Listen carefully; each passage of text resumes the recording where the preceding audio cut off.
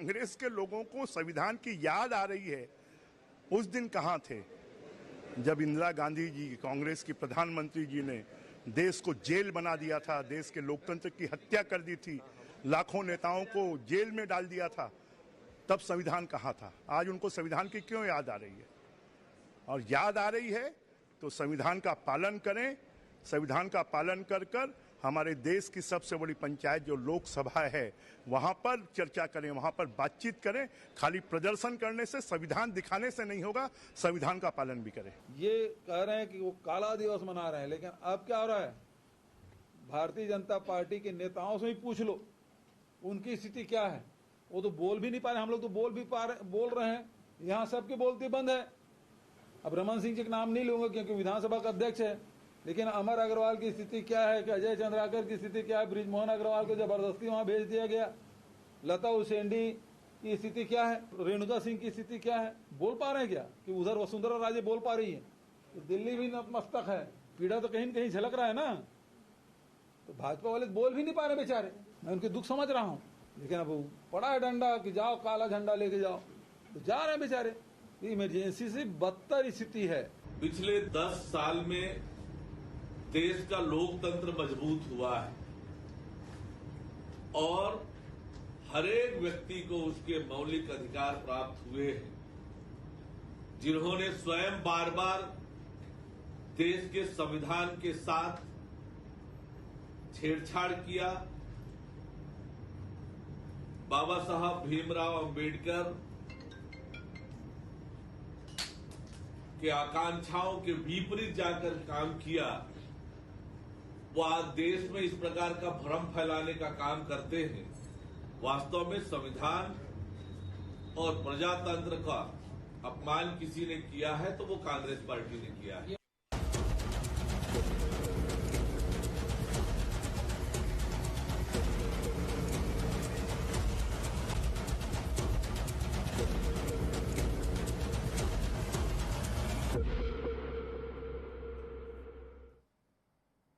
नमस्कार, मैं हूं मोहन तिवारी। आज के मुद्दे में आपका स्वागत है और आज का मुद्दा हमारा आधारित है उस एक सियासी बड़े कदम पर जिसकी चर्चा आज पूरे दिन भर रह रहकर होती रही और इसकी गूंज हमें दिल्ली के सदन से लेकर छत्तीसगढ़ के छोटे छोटे मंडलों में भी दिखाई दी, क्योंकि बीजेपी ने आज मनाया है काला दिवस। एक और कांग्रेस दुहाई दे रही है दिल्ली में कि संविधान की रक्षा की जरूरत है, वो दलील दे रही है कि लोकसभा का अध्यक्ष संविधान के मुताबिक होना चाहिए।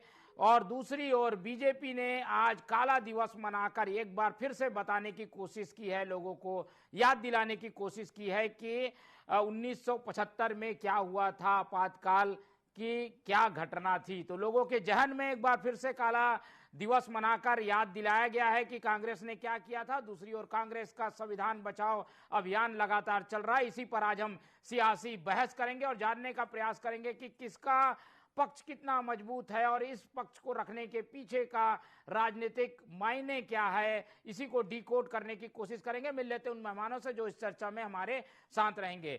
हम बहुत स्वागत करेंगे। हमारे साथ हमारे स्टूडियो में कांग्रेस का पक्ष रखने के लिए मौजूद हैं प्रमोद दुबे जी, प्रवक्ता की भूमिका में कांग्रेस की। बहुत स्वागत करेंगे आपका। हमारे साथ बीजेपी के विधायक जुड़ रहे हैं, केसकाल के नीलकंठ टेकाम जी, बहुत स्वागत करेंगे आपका। और मीसा बंदी और आपातकाल की विभीषिका को सामने से देखने वाले मोहन चोपड़ा जी भी हमारे साथ जुड़ेंगे। तो तीनों मेहमान हमारे साथ जुड़े हुए हैं, उनका भी बहुत स्वागत करते हैं।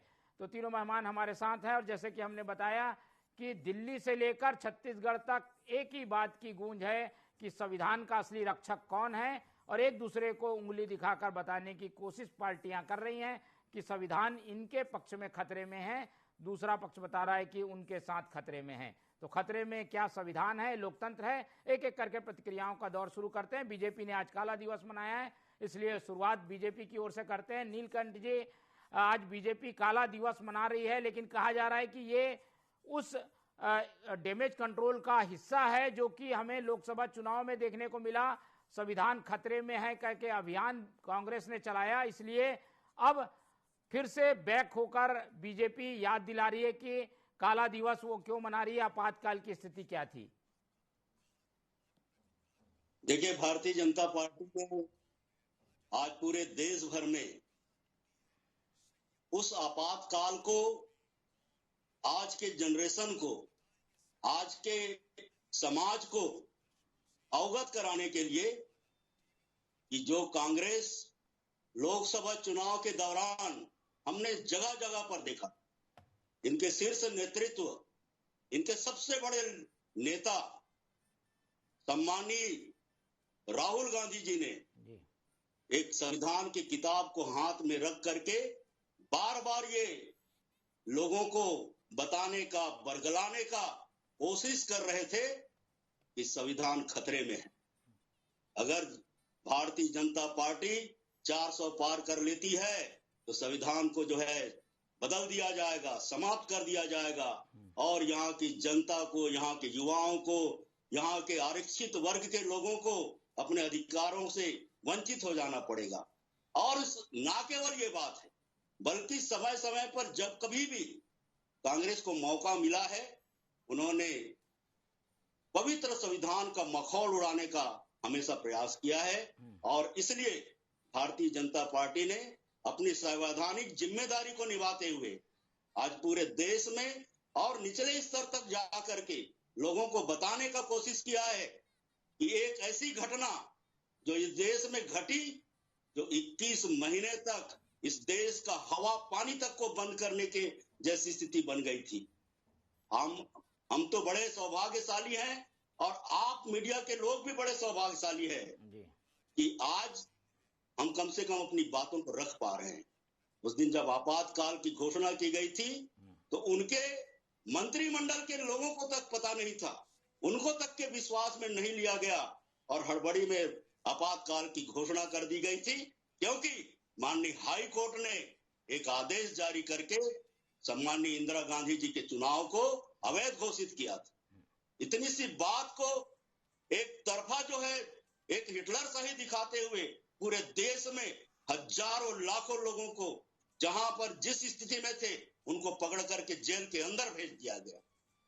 और मैं आपको तो ये कहना चाहता हूं, छत्तीसगढ़ के संदर्भ में हम देखना चाहें तो जब 5 साल पिछले समय कांग्रेस की सरकार यहां पर थी तो हमारे मीसा बंदियों के जो मिलने वाली सम्मान और पेंशन राशि है उसको तक के बंद कर दिया था। तो अभी वो जहर गया नहीं है।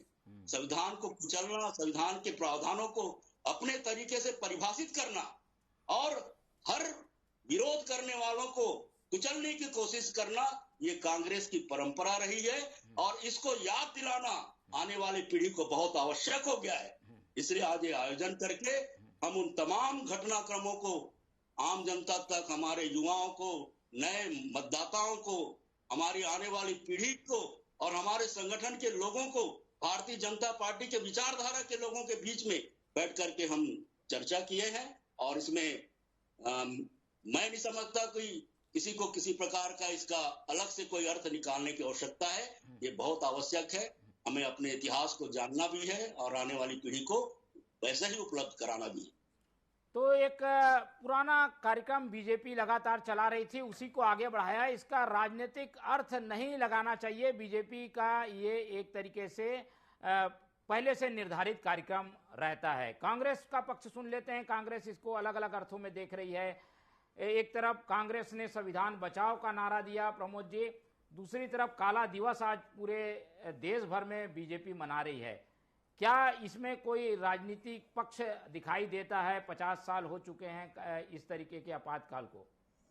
मोहन जी, सबसे बड़ी बात तो ये है कि ये भारतीय जनता पार्टी ये तय नहीं कर पा रहे हैं कि इस देश को किस दिशा में ले जाना है और उसकी दशा बिगाड़ने के लिए जो चीजें हो सकती है आज 50 साल बाद वो फिर से याद दिला रहे हैं। आज का जो 18 साल का युवक है वो वर्ष 47 में आप क्या करने वाले हो या वर्ष 24 में उनके लिए क्या योजनाएं आप बना रहे हो, उनके रोजगार से संबंधित बात करना चाहता है। वो बात करना चाहता है कि 2 करोड़ लोगों को नौकरी आपने चलो नहीं दे पाए, उसकी बात करना चाहता है। आज वो महंगाई की बात करना चाहता है जिसको आपने 100 दिन में कम करने की बात कही थी, चलो उस समय नहीं हुआ, अब आप कर लीजिए। तो ये वो तमाम चीजें हैं जिसको 10 साल में भारतीय जनता पार्टी अगर नहीं कर पाई और मोहन जी, बार बार भारतीय जनता पार्टी के नेताओं को शायद झूठ बोलने की एक आदत और परंपरा सी बन गई है, मुझे ऐसा लगता है। संविधान बदलने की बात सबसे पहले किस सांसद ने किया भारतीय जनता पार्टी के कर्नाटक में? क्या हमें याद दिलाना पड़ेगा? राजस्थान की कौन सी महिला वो सांसद थी जिन्होंने इस बात को कहा दूसरे चरण में? ये बताइए आप मेरे को। उन्होंने कहा कि 400 सीट हमको इसलिए लाना जरूरी है क्योंकि संविधान में परिवर्तन करना है। ये बात शायद भारतीय जनता पार्टी के नेता बोलना क्यों नहीं चाहते? अपने सांसद की बात को दबाना क्यों चाहते हैं? अब आज जब संविधान की बात उन्हीं के द्वारा एक झूठ निकाली गई है, तो वो एक झूठ को दबाने के लिए इनको 100 झूठ अपने आप शीर्ष नेतृत्व से लेकर वो मंडल तक के और विधायक लोगों को भी बोलना पड़ रहा है। कब तक आप ये काम करोगे? आज के समय में जब 1975 में अगर इमरजेंसी लगी मोहन जी, 77 तक चली, अगर देश के नेता या देश की जनता या देश के लोग इतने नाराज होते तो क्या 80 में पूर्ण बहुमत के साथ कांग्रेस की सरकार बनती? देखिए मोहन जी, ये कुल मिलाकर के ये बात ऐसा है कि आधा गिलास खाली है और आधा गिलास भरा है। आपके देखने का वो नजरिया होना चाहिए। लेकिन भारतीय जनता पार्टी को हमेशा खाली गिलास दिखते आया है।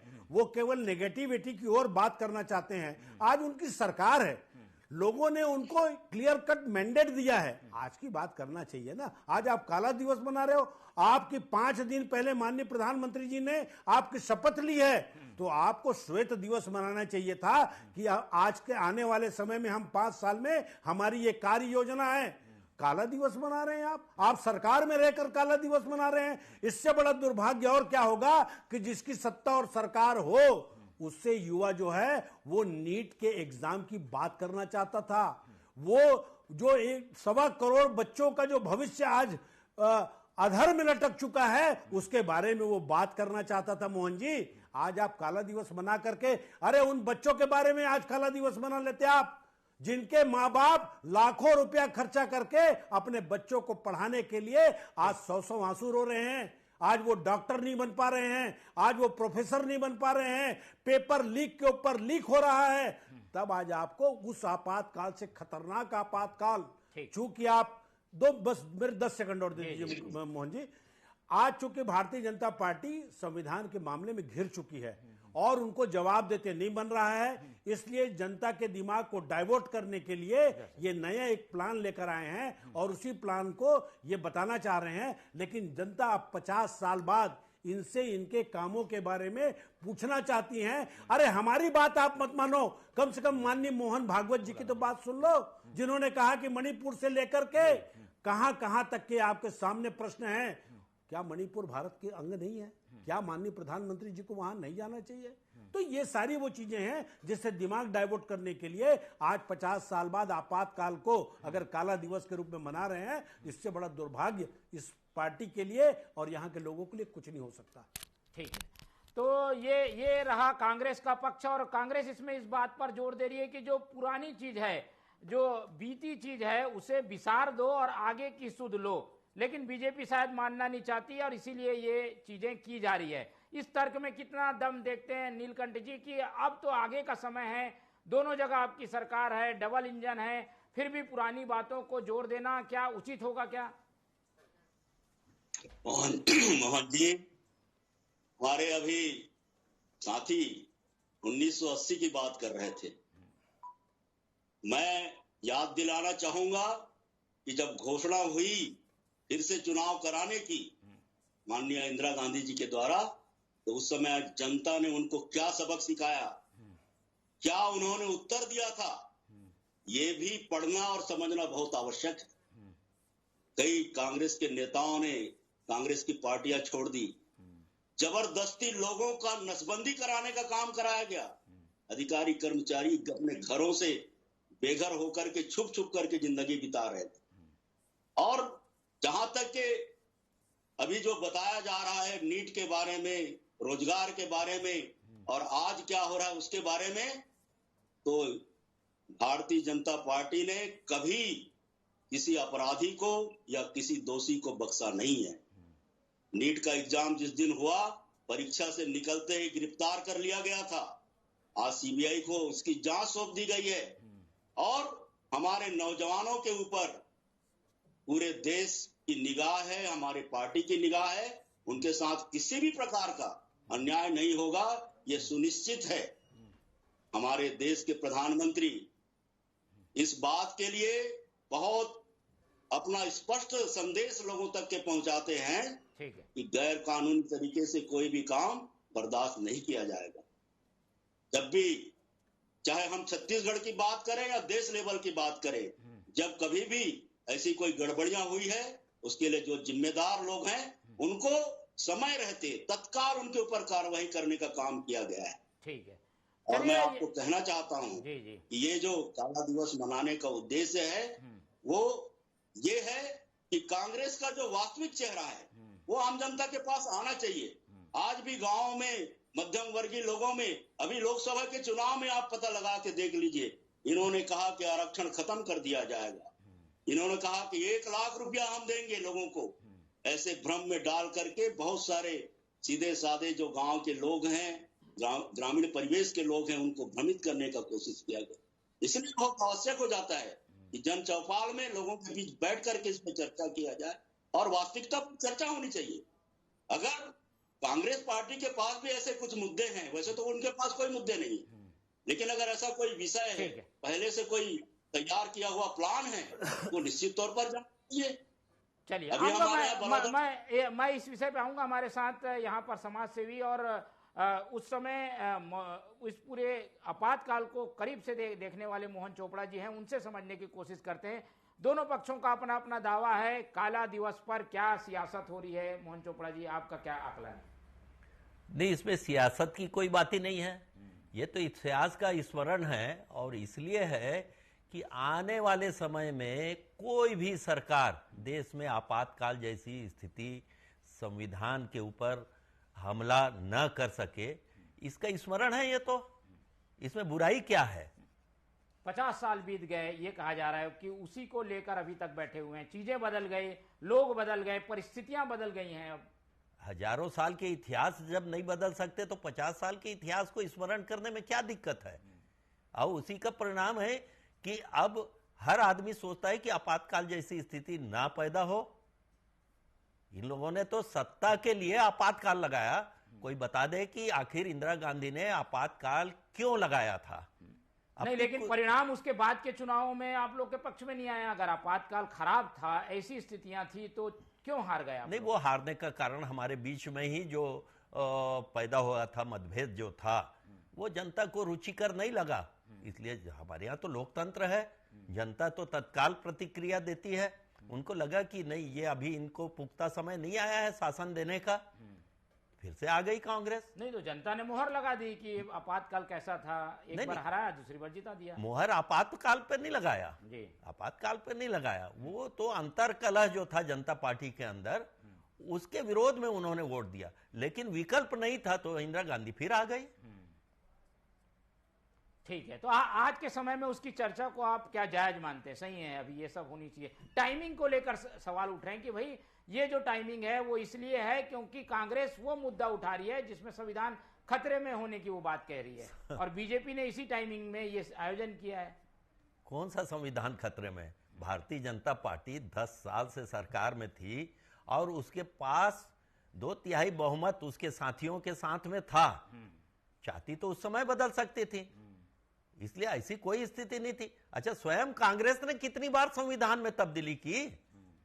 वो तो 25-30 बार तो स्वयं उन लोगों ने किया। भारतीय जनता पार्टी ने तो कभी संविधान में कोई परिवर्तन। ये तो इन्होंने एक ऐसा मुद्दा भ्रमित किया लोगों के बीच में कि आरक्षण समाप्त हो जाएगा।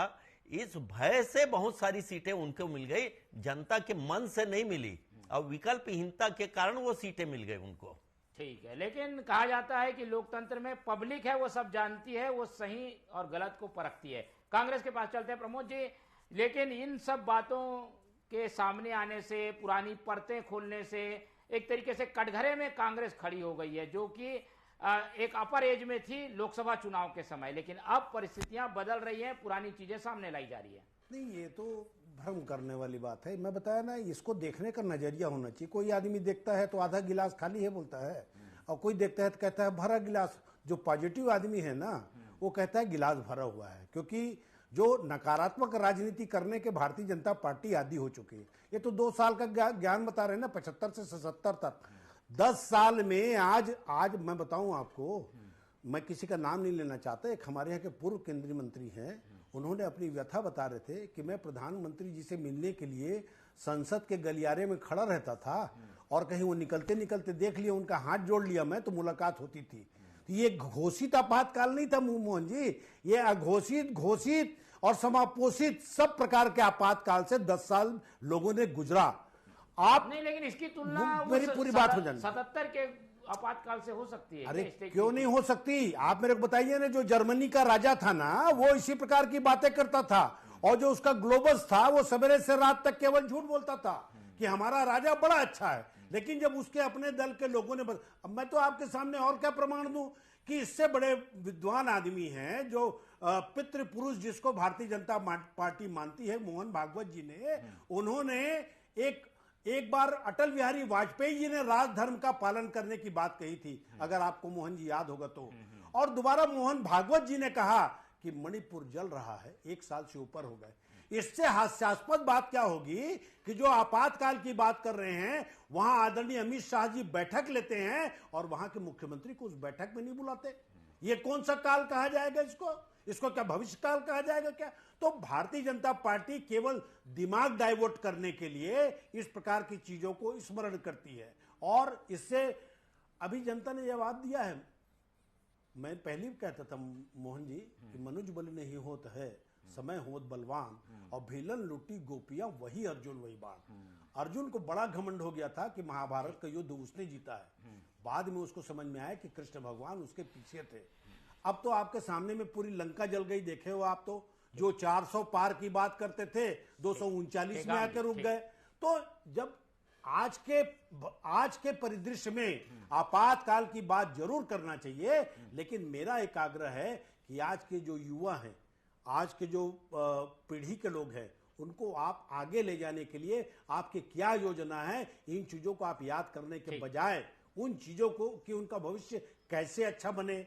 हम भारत में डॉलर का जो रेट है, यही प्रधानमंत्री जी कहते थे ना, ये बात है कि अब आगे को देखना है। साथ ही ये बात भी कांग्रेस बार बार कह रही है कि कई उदाहरण हैं जो कि लोकतंत्र को खतरे में बताते हैं, या फिर एक तरीके से तानाशाही को लाने की बात कहते हैं, और इसे ही मुद्दा बनाया था कांग्रेस ने इस चुनाव में भी। वो सारी चीज भी तो लोकतंत्र को और संविधान को खतरे में डालती है।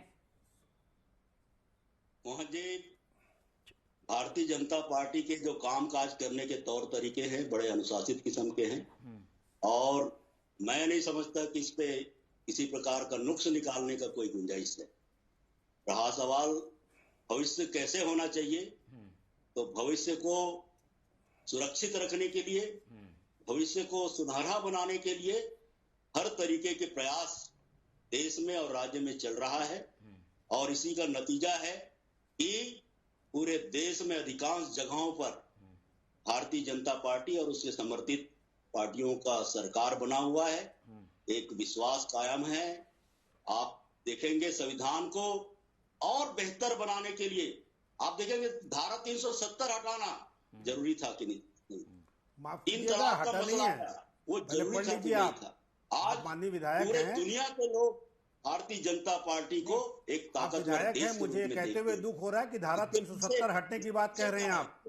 तो यहाँ के 140 करोड़ जनता पूरा पढ़ लिख लें भाई, आप लोग अध्ययन कर लें। 370 धारा जो है वो कश्मीर में थी, वो हट गई है। अरे क्या बात कर रहे हैं आप? 370 ख हटा है भाई। जहां आप प्रॉपर्टी नहीं ले सकते थे, वो प्रॉपर्टी आप ले सकते हो।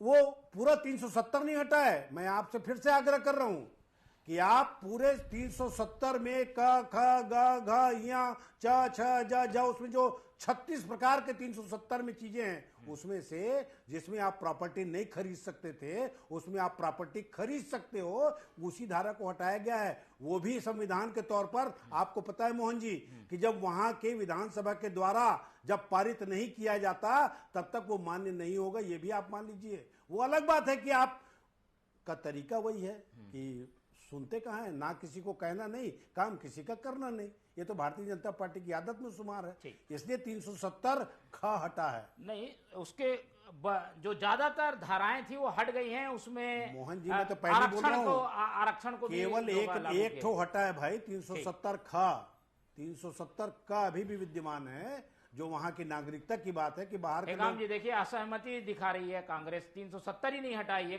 दावा कर दिया। हाँ मैं दावे के साथ कह रहा हूँ, पूरा अध्ययन कर लें, ये अपना टेस्ट निकालने वाली बात है, उनसे पूछ लें कि आप उसमें से क्या चुन रहे हैं। अपने अपने नजरिया है ये तो, हम एक ही आंख में किसी अच्छी चीज को देखते हैं, यहाँ तो आंखों का भी धोखा हो जाता है। आज कश्मीर में जो भी बदलाव किया गया है, लेकिन पूरे देश में जो संदेश देने की कोशिश की गई है, जो संदेश लोगों के जनता के को मिला है, वो कितना देश की एकता और अखंडता को मजबूत करने वाला संदेश। तो भारतीय जनता पार्टी वही तरीका मणिपुर में भी ले आते हैं, सम्मान होना चाहिए। और कुल मिलाकर के आज ये जो चौपाल जो बहस का मुद्दा है कि क्या आपातकाल भारत जैसे विश्व के सबसे बड़े प्रजातांत्रिक देश में लगाने के दुस्साहस करना भी जरूरी नहीं है, ये एक प्रश्न है। और इस बात को अगर भारतीय जनता पार्टी के माध्यम से हमारे नेतागण और हमारे वक्तागण लोगों तक पहुंचाने की कोशिश कर रहे हैं, तो मैं समझता हूं इसमें किसी को बुरा नहीं लगना चाहिए। ठीक है, कोई अगर आयोजन राजनीतिक रूप से हो रहा है तो उसमें कोई बुराई नहीं है, लेकिन उसको राजनीतिक नजरिए से जरूर देखा जाता है। मोहन चोपड़ा जी की ओर एक बार चलता हूं। चोपड़ा जी, हर बार ये दिवस मनाया जाता रहेगा, पर इसका क्या हम देख रहे हैं कि जनता पे असर भी होता है कि 50 साल पहले क्या घटना हुई थी, उसको देखकर लोग अभी मानसिकता बनाते हैं क्या? आपको क्या लगता है? बनाते हैं ना, होता है इसका असर। मनाने भाई हर पर्व स्वतंत्रता दिवस मनाते हैं, 26 जनवरी मनाते हैं, सारी जनता शामिल होती है। ये भी कि एक लोकतंत्र की हत्या का दिवस था, इसको स्मरण करके लोगों में कहीं न कहीं तो जागरूकता पैदा होती है, और लोग ये अपेक्षा करते हैं कि कोई भी सरकार इस प्रकार की स्थिति न लाए कभी देश में। इसलिए मेरे ख्याल से तो ये सब आयोजन जो है कहीं न कहीं जनता में तो डालती है। ठीक है, इसके राजनीतिक फायदे नुकसान नहीं देखना चाहिए, किसी जनता को मैसेज देने के लिए किया गया आयोजन देखना चाहिए। अब आखिरी टिप्पणी लेते दुबे जी, ऐसे में कांग्रेस के पास क्या विकल्प बचता है जब वो एक बड़े संविधान के हिमायती के रूप में सामने आ रही है, तो उसकी छवि डैमेज हो रही है इस तरीके के आयोजनों में, जब उसकी चीजें सामने लाई जाती है, खुलासा होता है चीजों का। देखिए मोहन जी, जो लोग कहते थे कि 40 से 50 सीट आएगी, वो लोगों के सामने अब जनता ने मैंडेट दे दिया है ना। अब कौन क्या कहता है क्या नहीं कहता, इससे हमको बहुत ज्यादा सरोकार नहीं है। हम जनता के मुद्दों को उठाने के आदी हैं, और ये स्वतंत्रता के आंदोलन से पहले से चल रहा है। हम तो देश को आजाद कराने के लिए जो हमारे नेताओं ने जो आहुति दी है, उससे लेकर आज तक जनता की लड़ाई लड़ते लड़ते हमको कई वर्ष हो गए, और आगे भी जहां आवश्यकता पड़ेगी, वो चाहे संविधान की बात हो, चाहे सारी चीजें हो, हम लड़ाई लड़ेंगे। लेकिन आज के परिवेश में आप जरूर दिवस मनाइए, लेकिन जो आपकी कार्य योजना है आने वाले दिनों में कि भारत को आप $5 ट्रिलियन, $6 ट्रिलियन की ओर ले जाने की अगर इच्छा शक्ति आपके है, उन बातों पर बात होनी चाहिए। समय का कमे से टेकाम जी, जल्दी 30 सेकंड में ये कुछ उम्मीद लगा के बैठे हैं कि पुरानी बातों को छोड़कर नए पे भी बात करेंगे। कब तक पुराने पन्ने पलटते रहेंगे? नेहरू जी की बात, इंदिरा जी की बात पर उलझी रहेगी भाजपा। मोहन जी, हमने तो विकसित भारत की संकल्पना लोगों को दिया है। हम तो 2047 की बात कर रहे हैं। तो 2024 में क्या करेंगे उसको तो बता दो। विश्व के तीसरे सबसे आर्थिक रूप से सशक्त देशों की लाइन में खड़ा हुआ दिखाई देगा, और उस दौरान हमारे स्वदेशी आंदोलन, हमारे देश के जो हमारा मेन पावर है, हमारी प्राकृतिक संसाधन है, हमारे खनिज संसाधन है, हमारा मैन्युफैक्चरिंग है, हमारा आईटी का उपयोग है, समुद्र का उपयोग है, हमारे जो ग्रीन एनर्जी का उपयोग है, ये सब क्या है? ये सब के सब एक विकसित भारत की संकल्पना है, और हम लगातार उसमें आगे बढ़ते जा रहे हैं, और निश्चित तौर पर लोगों में विश्वास है। तो मैं इतना ही कहना चाहता हूं कि आज की जो चर्चा पूरे देश में चली है वो बहुत ही जरूरी था, और भी बहुत सारे मुद्दे हैं जिनको आने वाले दिनों में हम हमारे आने वाली पीढ़ी को जरूर बताने का प्रयास करेंगे। और इसके लिए तो हमारे कांग्रेस पार्टी के साथियों को भी धन्यवाद देना चाहिए कि कम से कम ऐतिहासिक बातों को, इतिहास की जो बात है उनको आम जनता तक पहुंचाने का प्रयास किया जाए। ठीक है, जो सरकार में है उनका दायित्व भी बनता है कि वो बीते हुए कल के साथ आज का संतुलन बनाकर काम करें और उम्मीदें क्योंकि आने वाले कल से ज्यादा होती है उस पर ज्यादा फोकस किया जाए। लेकिन पुरानी चीजें बदलती नहीं, बीता हुआ कल हमेशा के लिए याद और जहन में रहता है, इसलिए उसकी चर्चा भी होना लाजमी है और वही चर्चा हो रही है। तो सियासत भी हमें देखने को मिल रही है। चर्चा के लिए समय इतना ही था, इसलिए चर्चा ही खत्म करते हैं। नीलकंठ नेताम जी हमारे साथ जुड़े, उनका बहुत बहुत धन्यवाद। हमारे साथ मोहन चोपड़ा जी थे, उनका बहुत धन्यवाद। और प्रमोद दुबे जी ने हमें अपना समय दिया, उनका भी बहुत बहुत धन्यवाद। तो तीनों मेहमानों का धन्यवाद करते हुए आज की ये चर्चा ही खत्म करते हैं और आप लोग से रखते हैं उम्मीद कि आप लोग देखते रहेंगे TV24। रखिए अपना बहुत ख्याल। नमस्कार।